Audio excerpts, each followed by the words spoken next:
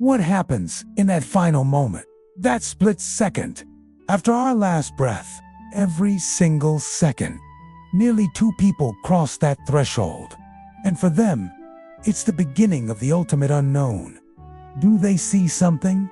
Do they feel something? Is it just a silent, empty void? Or is it something else entirely? This isn't just some philosophical debate. It's deeply personal, because one day it's our turn to find out. The question of what happens after we die is arguably the single greatest mystery of our existence. For millennia, we've searched for answers in faith, in logic, incredible tales of those who return from forever. We're not here to hand you one single answer. Think of this video as a personal investigation. Together, we're going to trace the ancient maps drawn by world religions. We'll confront the hard-nosed skepticism of modern science. And most astonishing of all, we'll listen to the first-hand accounts of people who claim they have actually died and returned.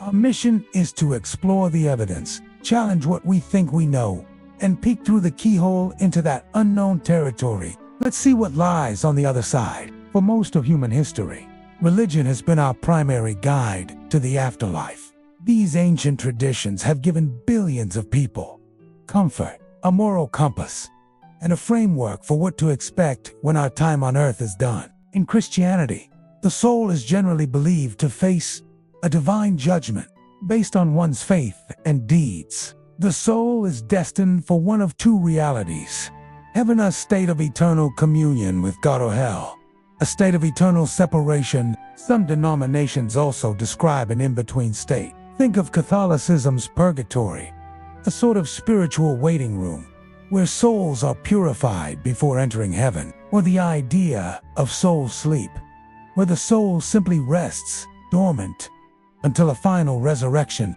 Islam teaches that the soul is immortal. After death, it enters barzakh, an intermediary period in the grave, like an antechamber where it awaits the final day of resurrection and judgment. Much like in Christianity, a person's ultimate fate, either paradise or hell, is determined by their actions and faith in this life. Judaism holds a wide spectrum of beliefs that have evolved over centuries. Early texts speak of Sheol, a dim, shadowy realm of the dead. Later, the idea of the world to come emerged, which could mean a spiritual afterlife or a physical resurrection in a future messianic age. The focus, however, is often less on a detailed roadmap of the beyond and more on living a righteous life, right here and now. Turning to the East, we find a completely different model. Hinduism is built on the concept of reincarnation. The soul, or Atman, is eternal. Think of it like a traveler changing clothes. The soul is simply reborn into a new body after death. This cycle of death and rebirth, known as samsara, is guided by karma, kind of cosmic ledger, where the sum of a person's actions determines their next life. The ultimate goal is to break free from this cycle and achieve moksha, a liberation where the individual soul, like a drop of water, finally returns to the ocean of the universal whole. Buddhism also teaches a cycle of rebirth, but with a unique aim. The goal is to extinguish the inner flames of desire, hatred, and ignorance to achieve nirvana. Imagine finally setting down a heavy backpack you didn't even realize you've been carrying your entire life. That relief, that perfect peace, where all suffering ends, is nirvana.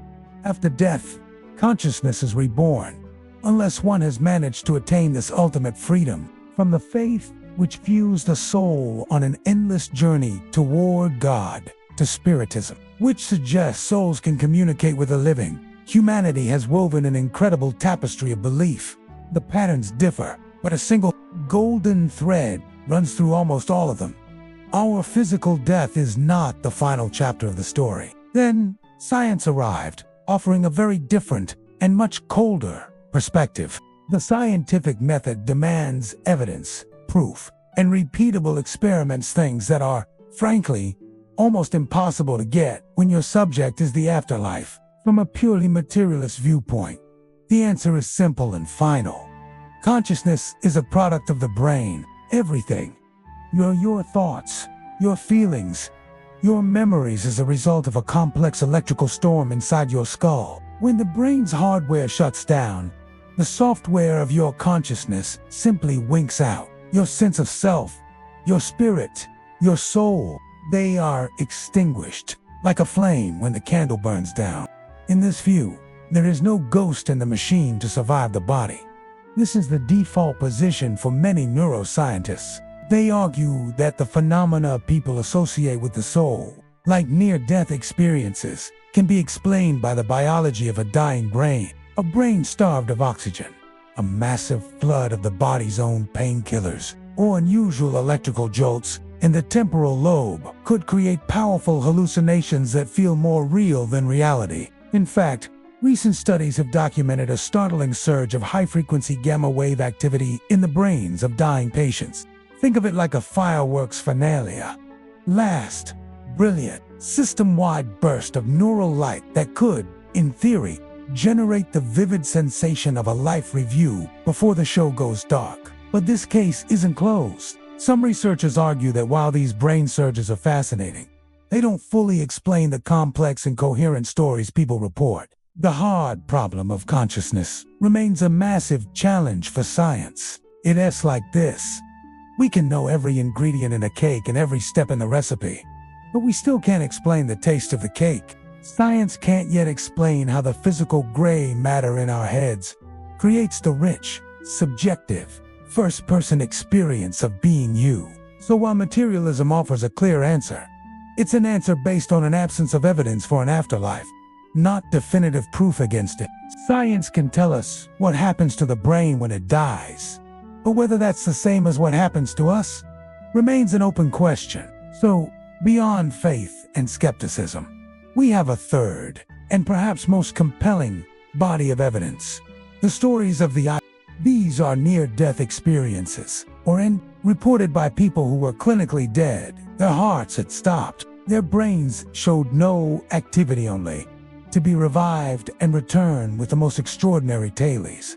And these aren't just a few isolated cases. Millions of people worldwide have reported these experiences. What's truly stunning is the consistency in their stories, which cut across all cultural and religious lines. People from every walk of life, from devout believers to staunch atheists, often report the very same core elements.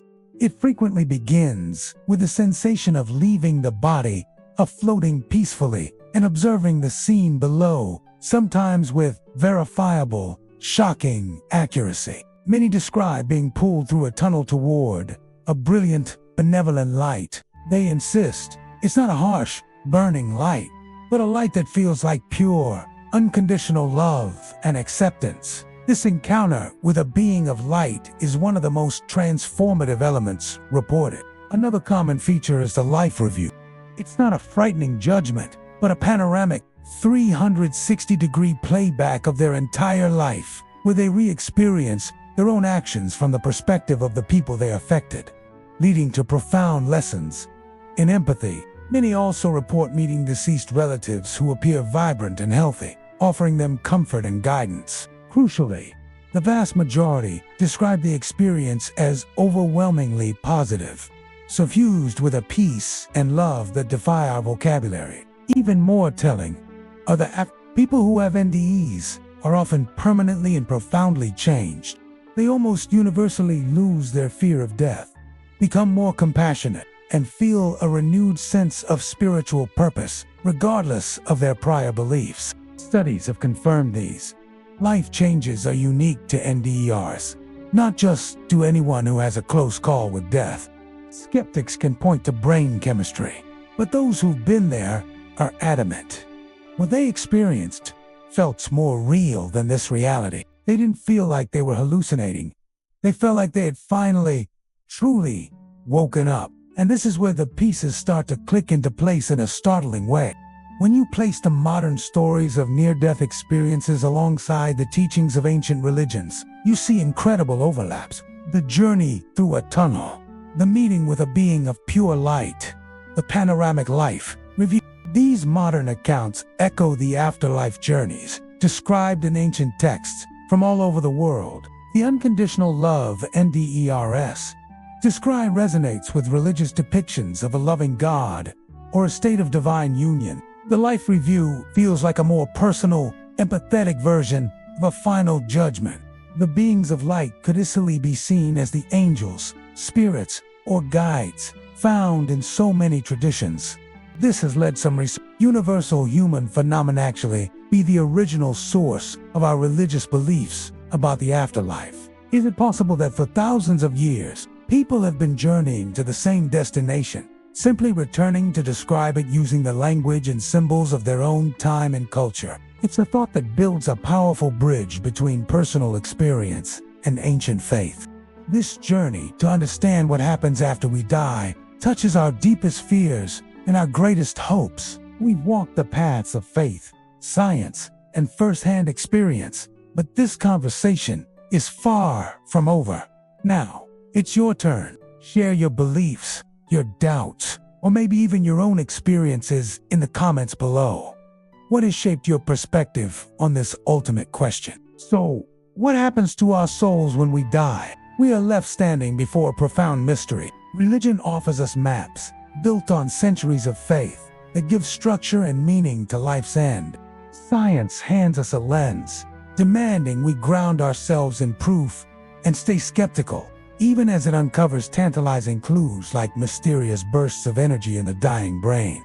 And finally, the incredible stories from near-death experiencers offer a third way a glimpse. They insist into a reality beyond our own, a reality defined not by darkness, but by an overwhelming love and the continuity of consciousness. In the end, there is no single, easy answer. We are each left to weigh the evidence for ourselves.